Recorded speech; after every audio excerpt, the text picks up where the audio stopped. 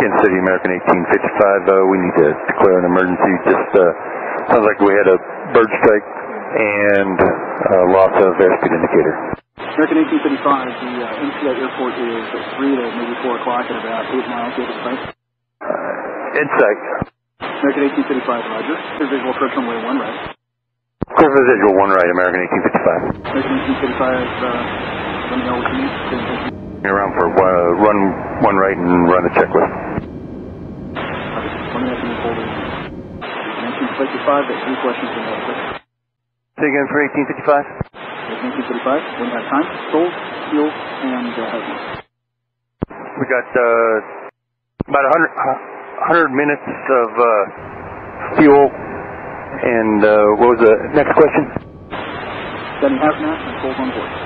No hazmat and 139 souls on board. We're going to head for 1 right and plan on landing. Checklist is complete. Okay, American 1855, contact tower 125.75.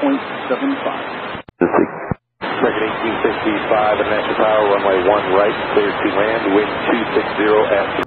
Clear to land 1 right, American 1855. And that's 100 minutes of fuel on board, 139 sold, negative hazard.